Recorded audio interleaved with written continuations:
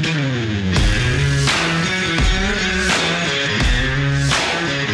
well-regulated militia being necessary to the security of a free state.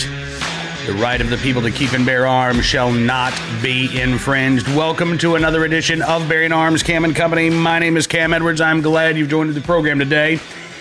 We're going to be talking about the Biden administration on the program. While they are cutting and running in Afghanistan, they are not cutting and running when it comes to going after our right to keep and bear arms. As a matter of fact, the president addressing the nation today after a 6-day silence on the fall of Afghanistan.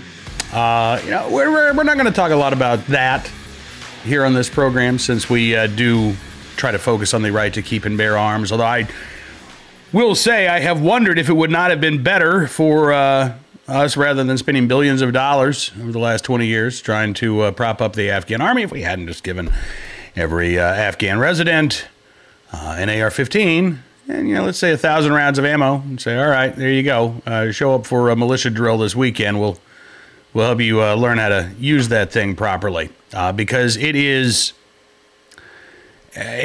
so shocking and disappointing. Doesn't even begin to describe the reaction watching the images of these planes at the Kabul airport with individuals clinging to the outside, desperate to get away to freedom, while the Taliban moves in. And again, the Biden administration apparently over the objections, over what they were being told by military advisors, over what intelligence officials were saying. The Biden administration said, it doesn't matter.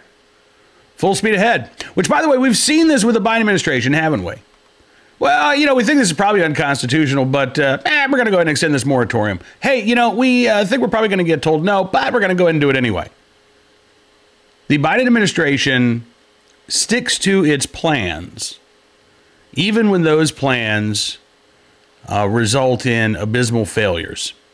And it is why the Biden administration is not going to back down from its fight with gun owners and the firearms industry, despite the overwhelming opposition to several of the proposed rules coming from the Biden administration. In fact, we've got the close of the public comment period on the first of these proposed rules coming up this week. Thursday is the last day to comment, August 19th, on this proposed rule to redefine frames and receivers, as well as some other items here. This is the summary from the Department of Justice. They propose amending Bureau of Alcohol, Tobacco, Firearms, and Explosives regulations to provide new regulatory definitions of firearm, frame, or receiver, and frame or receiver, because the current regulations, they say, fail to capture the full meaning of those terms. No, not really. They want to redefine them so that they'll mean something else. So that an unfinished frame or receiver is not something that is 80% complete. It could be something that is 0% complete. But if you intend on turning that item into a firearm at some point in time, the DOJ and the ATF would like you to serialize that hunk of aluminum, for example, that could potentially be turned into a frame or a receiver. It's not that the current definitions simply fail to capture the full meaning of those terms. They want these definitions to mean something else. Now, the ATF also says in their summary that the department also proposes amending ATF's definition of firearm itself and gunsmith to clarify the meaning of those terms. To redefine the meaning of those terms, as well as to provide definitions of terms such as complete weapon, complete muffler or silencer device, privately made firearm, and readily, for purposes of clarity, given advancements in firearms technology. Further, the department proposes amendments to ATF's regulations on marking and record keeping that are necessary to implement these new or amended definitions. Now, there's a lot going on with this one proposed rule, right? A lot of redefining of common terms. And I'll be honest with you, as bad as the attempt to redefine unfinished frames or receivers is, I think the most dangerous aspect of this proposed rule is the Biden administration's desire to redefine the word readily, as in readily convertible, to fully automatic, or readily convertible into a firearm. Now, we've talked about this in the program before, but let me just remind you again. The Biden administration's big plan, Joe Biden's big plan, is to ban the sale and manufacture of AR-15s and other semi-automatic firearms, and to place AR-15s and other semi-automatic firearms under the auspices of the National Firearms Act, right? So that every existing gun owner, if you own one of these arms, you'd be required to either hand them over to the government under Biden's plan, and in exchange you get some cash. We don't know how much, but some cash. Or you would register those guns with the federal government under the National Firearms Act, pay $200 per firearm, by the way, for the privilege of doing so, and then you would get to keep your guns going forward. So the Biden administration promises, right? I don't buy it, first of all. I don't believe their promises. Why would anybody believe the Biden administration's empty promises when we've seen how little they actually mean? But I got to say, I believe, this proposed rule from the ATF not only is an attempt by the gun control lobby to go after unserialized home-built firearms, which have been legal since before this country was a country, but I think this is the first step towards Joe Biden trying to implement a ban on so-called assault weapons without a vote of Congress. And if this proposed rule is put into effect, the Biden administration can claim, as gun control activists are already claiming, that the design of the AR-15 and other semi-automatic rifles inherently make these items readily convertible to machine guns, and therefore they should have fallen under the National Firearms Act when the AR-15 was first introduced to the civilian market in 1964. And for over almost 50 years now, what would that be, over 50 years? Yeah, it'd be over 50 years. For over 50 years now, the federal government has simply gotten it wrong. And now they want to set things right. So there's no reason for Congress to get involved here. All we have to do is redefine readily convertible, and then voila, AR-15s are readily convertible into machine guns. Even if it takes, hours and tens of thousands of dollars worth of equipment, still readily convertible. In fact, it could be readily convertible into a machine gun if you just put a particular trigger that we've now defined as a machine gun. ATF doing that with a rare breed triggers last week. Actually, it was more than last week, but the lawsuit filed by Rare Breed came last week, challenging the ATF's determination that their FRT-15 trigger is in fact a machine gun, even though it's not under the statutory definition. And Rare Breed Triggers had 4 former ATF officials look at their trigger and say, yeah, this doesn't meet the ATF's definition of a machine gun. ATF suddenly decided, yeah, it does. It absolutely does. And by the way, we're going to issue a cease and desist order. And if you continue to sell your product, you can be liable for criminal charges. The Biden administration is not cutting and running when it comes to their war on our right to keep and bear arms. They are in this fight. They've got their gun control allies whispering in their ear, you've got to do it now. You've got to move forward now. What happens if Republicans take back the House next November? What happens if Republicans take back the Senate? What happens if you're a one-term president? This is our moment in time, and we've got to do as much as we can to implement our agenda while we have the power. Even if we don't have the votes in Congress, you've got the executive authority, we think, maybe, probably, to impose these types of gun control restrictions. Now, if these proposed rules are adopted, will we see a court fight? You better believe we will. And I'm sure we'll hear from the Biden administration, well, we were told we've got the authority to do this. I don't think they do. I really, truly believe that this is an example of executive branch overreach. And I hope and I pray that if these rules go into effect, that the Supreme Court will strike them down. But we have no guarantee of that. So I would encourage you, despite the fact, and I'm going to be honest with you, despite the fact that the Biden administration is going to move forward with these proposed rules anyway, I would encourage you in the few days that we have left for this first proposed rule to make your voice heard. We'll give you the link at bearingarms.com. We'll give you the link underneath the video today as well, so you can submit your comment. And by the way, let's note real quick.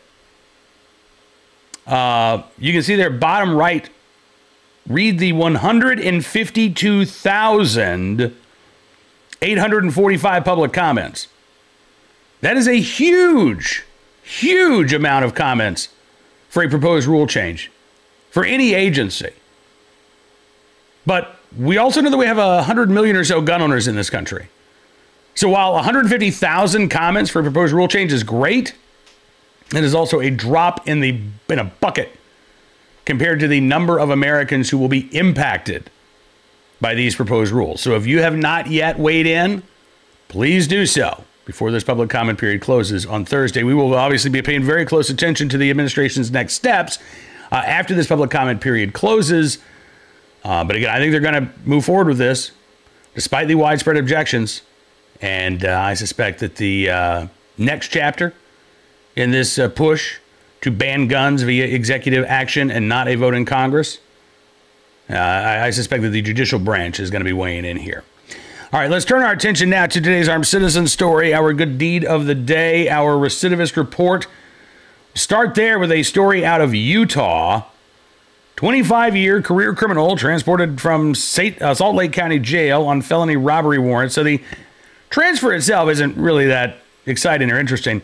It's the 25-year criminal history of the suspect that's worth talking about. The 44-year-old Jeffrey Dustin Lambert booked into jail last Thursday on several warrants, including a second-degree felony warrant on a robbery case filed in March of last year against Lambert following an investigation that began when officers responded to a residence on a disturbance call in 2019. According to the report, Lambert was visiting at an apartment when he became angry and was asked to leave. He allegedly became violent, attempted to take a woman's purse, then pushed her to the ground outside of the apartment. He also reportedly lunged at her several times as he was grabbing at her cell phone. Then he struck her vehicle multiple times, severely damaging it. He finally ran off when she started screaming for help. They couldn't find Lambert at the time, but a year later, officers arrested him on a $15,000 warrant. He's also formally charged with second-degree robbery, misdemeanor assault, and criminal mischief in connection with the incident. In February of this year, Lambert was arrested for possession of a dangerous weapon after officers found a handgun in his pickup truck during a trespassing call back in February. 4 days later, Lambert had another run-in with officers. Lambert was found asleep in a vehicle parked along the road when officers walked back to his patrol vehicle with Lambert's driver's license. Lambert then took off. Officer found several felony warrants for his arrest. He's later charged with felony failing to respond to officer signal to stop, as well as driving on a suspended license. In another local case, Lambert was reported by parents trying to lure a small group of 12 to 13-year-olds into his car with candy in January of 2019. He was arrested and booked into jail. In that case, he was sentenced to serve 10 days in jail and placed on probation. I mean, again, a number of felonies, really disturbing incidents here, and just not a lot of time behind bars to show for it. As the St. George website points out, his 25-year criminal history began in August of 97. More than 40 criminal cases, hundreds of charges filed against him since then, a majority of which resulted in convictions in Utah. And yet, despite, again, a number of convictions for these violent felonies, the 44-year-old Lambert has a history of getting a slap on the wrist and being sent on his way. So, not that Utah is a hotbed of anti-gun activism, but there are still a few folks out there who say, well, it's wrong to go constitutional carry. It's wrong to support the Second Amendment. It's wrong to do it. We need more common sense gun safety laws. No, you don't. No, you don't. You want some real common sense gun safety laws? Here you go. Lock up violent felons. How about that? That's pretty common sense. Don't give them a slap on the wrist. Don't give them probation. They commit a violent felony, ensure that there are consequences for that crime. Because if you don't, guess what happens?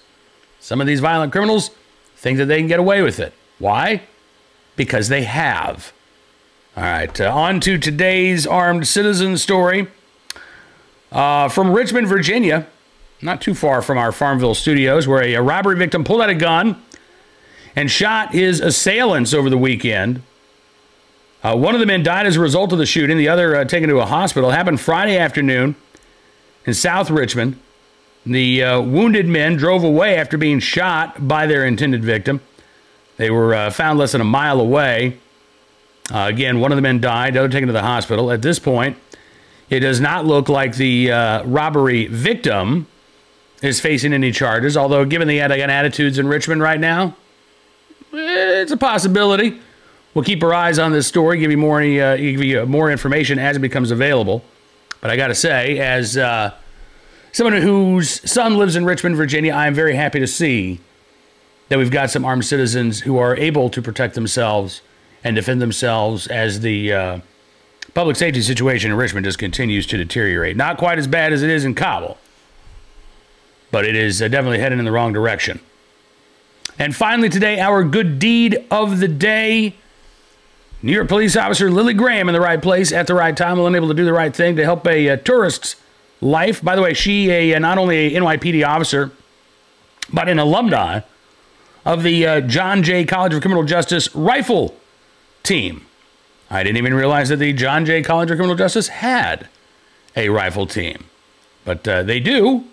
And Lily Graham was on that team. Now she's been with the New York Police Department for 3 years. When it comes to this life-saving effort, the tourist and his wife were in New York City visiting their kids in July when all of a sudden the man collapsed.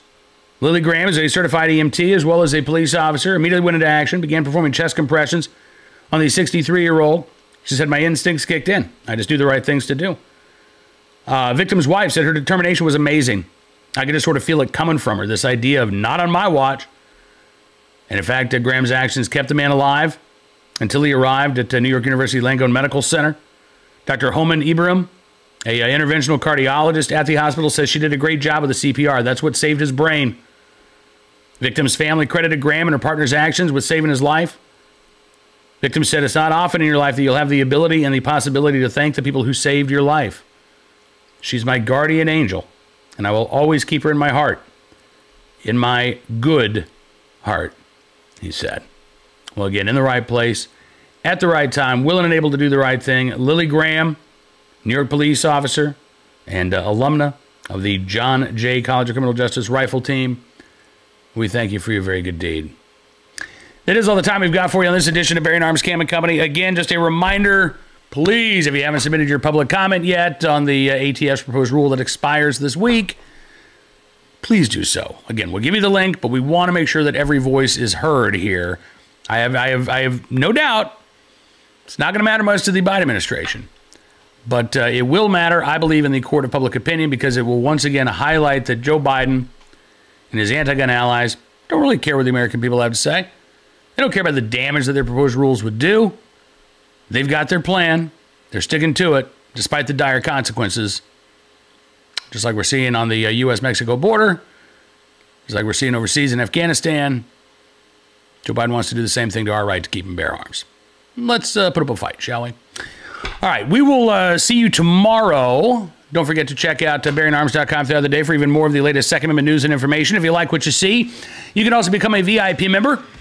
Just go to bearingarms.com/subscribe. Use the promo code GUNS. You can get 25% off of your VIP membership. That's going to give you exclusive content like news stories, analysis, excuse me, op-eds, and more. I get a little choked up when I think about just how much we do each and every day at Bearing Arms to make sure that you are up to date on the latest threats to your Second Amendment rights. And I get a little choked up with all of your support as well. Have a great rest of your Monday. We'll see you back here tomorrow. In the meantime, be well, be safe, be free.